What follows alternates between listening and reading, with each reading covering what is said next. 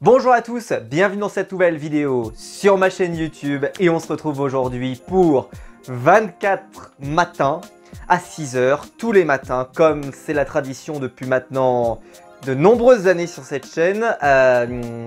C'est des vidéos qui me prennent quand même pas mal de temps mais c'est toujours un plaisir de vous faire un peu un bilan de mes meilleures lectures ou en tout cas des lectures qui ont retenu mon attention dans l'année écoulée puisque toute l'année je vous présente mes achats, pas toujours mes lectures parce que parfois je n'ai pas encore lu ce que j'achète et donc dans ce cas-là ça me permet en fin d'année de revenir un petit peu plus précisément et plus en profondeur peut-être sur les titres qui m'ont marqué et vous donner évidemment des idées cadeaux.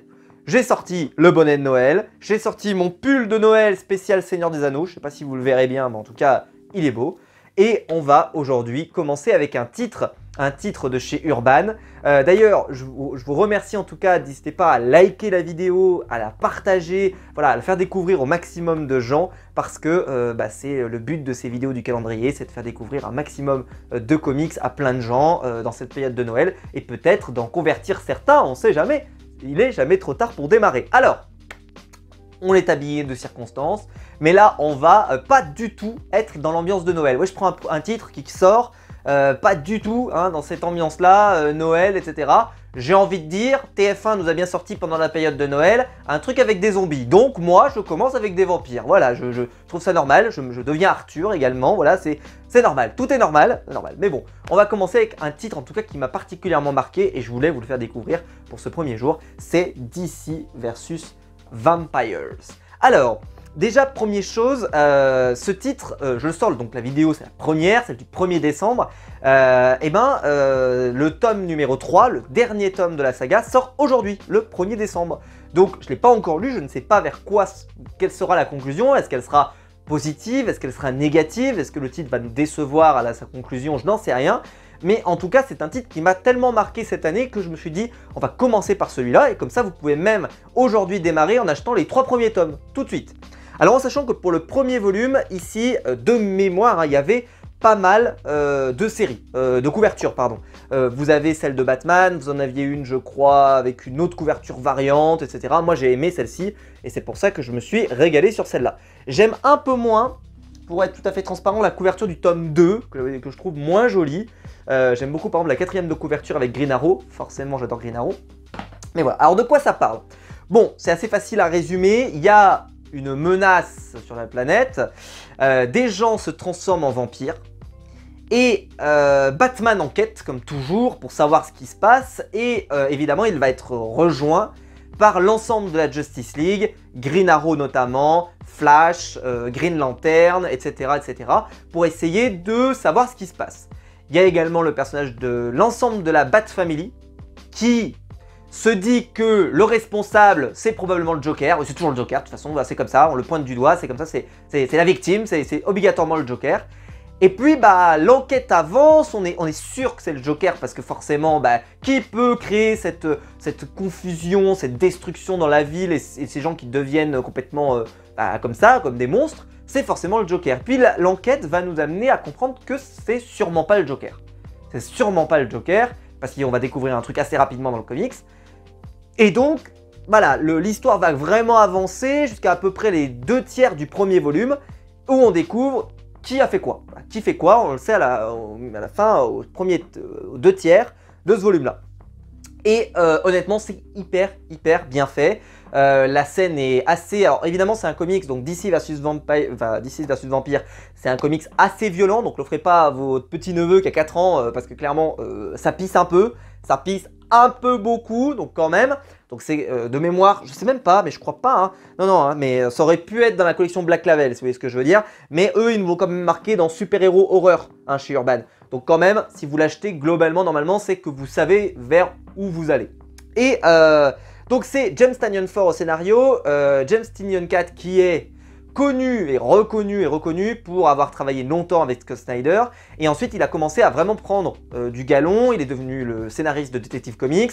Puis on lui a donné la vraie série Batman pour faire Joker War. Enfin, il a fait beaucoup de choses. C'est vraiment un auteur sur lequel DC compte aux États-Unis. Et c'est un peu une valeur sûre.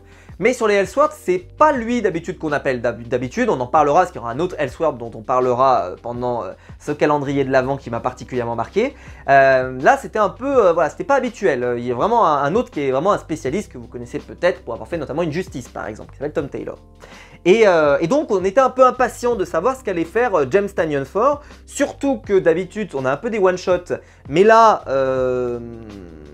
comment dire, on a une série en 3 tomes, et donc ça veut dire que c'est une série qui va quand même être relativement longue, un peu comme Injustice. Alors Injustice ça a vraiment été très long, donc je me suis dit bah tiens, c'est que vraiment ils veulent essayer. Et déjà, bon, les points forts c'est qu'évidemment c'est le dessin. Alors Matthew Rosenberg, je trouve qu'il fait très bien le travail, mais Otto Schmidt est vraiment excellent. Il était le dessinateur de Green Arrow Rebirth, et je trouve qu'il a une gestion de la couleur qui est absolument fabuleuse. Et dans ce comics là, mais alors c'est encore plus vrai dans le tome 2, où vous avez un épisode qui est quasiment en noir et blanc, et dans lequel bah, il y a des explosions de couleurs de temps en temps, et qui sont un peu rouges, si vous voyez ce que je veux dire, et ça flash, quoi, ça vraiment, ça flash dans la rétine.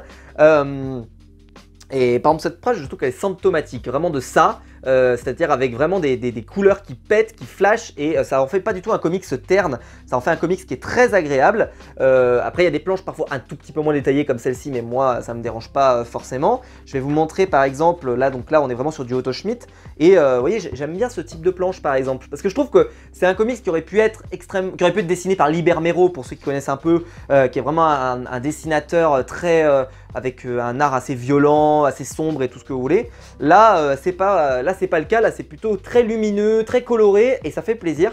Ce qui fait un truc vraiment génial. En plus j'adore Green Arrow, ce qui n'enlève rien, donc voilà. Je vais vous montrer, parce que je ne voudrais pas vous spoil évidemment, hein, parmi les... alors là par exemple vous avez du Simone Di Meo, si vous aimez un peu ce que fait iComics. Simone Di Meo c'est celui qui a travaillé sur We Only Find Them When They're Dead. Voilà, donc là vous avez un gros combat avec la Justice League. J'aimerais vous montrer à la limite une planche, ouais, il y a par exemple ça c'est les planches de style vraiment de Otto Schmidt, c'est-à-dire vraiment avec ces couleurs assez particulières, avec vraiment ce style génial, et voilà, j'ai absolument adoré. Et je vais vous montrer justement la couleur dans le tome 2, parce que je sais que dans le tome 2 c'est dès le début. Voilà, bah, je peux pas vous le montrer tout de suite. Ça spoile pas? Non, ça spoile pas. Voilà, ça c'est le genre de planche que je vous expliquais tout à l'heure. Et voilà, et donc bah, le tome 2 il est dans la même veine, hein, c'est vraiment... Alors là par contre vu qu'on connaît le méchant qui est derrière un peu tout ça, et ben forcément ça va vraiment dérouler tout ça, et c'est assez intéressant parce que l'utilisation de la Bat Family dans cet univers là est hyper intéressant, et c'est vraiment une super série. Le tome 2 n'a pas déçu, en tout cas de mon côté ça m'a pas déçu, voilà, et je serai là pour le tome 3, alors au moment où je tourne cette vidéo je ne l'ai pas encore acheté, mais vous le verrez dans mes achats comics du mois de décembre, puisque je vais le prendre. J'ai vraiment hâte de la voir et de pouvoir conclure cette série, de savoir un peu est-ce que ça va se terminer bien, parce que c'est le genre de comics qui peut se terminer peut-être mal aussi. Donc on va voir, mais en tout cas je suis assez impatient, et donc je pense que ça pourrait faire un excellent cadeau avec 3 tomes. Vous achetez l'intégrale de la série pour quelqu'un, je pense que ça peut lui faire extrêmement plaisir, donc un excellent cadeau de Noël selon moi. Voilà. Dites-moi dans les commentaires si vous l'avez lu ce comics ou pas, si vous le recommandez aussi. Si la vidéo vous a plu, évidemment, vous pouvez la liker, vous pouvez vous abonner, vous pouvez la partager, n'hésitez pas, parce que ce sont des types de vidéos qu'il faut soutenir. Et je vous attends en commentaire, évidemment, pour me dire un petit peu quelles sont vos lectures, qu'est-ce que vous achetez en ce moment, et évidemment, qu'est-ce que vous préparez pour Noël, ça m'intéresse. Et quant à nous, bah, c'est très simple, on va se retrouver très vite, demain matin, mais également très vite, puisqu'on se retrouvera ce soir, puisqu'il y a une vidéo spéciale qui sort ce soir sur un sujet extrêmement explosif, ne la ratez pas. Mais on se retrouve pour les vidéos du calendrier demain matin à 6 h. Tous les jours, vous pouvez prendre votre café avec moi, vous pouvez prendre votre petit déjeuner, et comme ça, démarrer votre journée sur la bonne humeur. On se retrouve très vite. Enfin, la bonne humeur, il y a beaucoup de gens qui sont ensemble dans DC vs Vampire, mais on va dire que si. Allez, on se retrouve très vite. Ciao!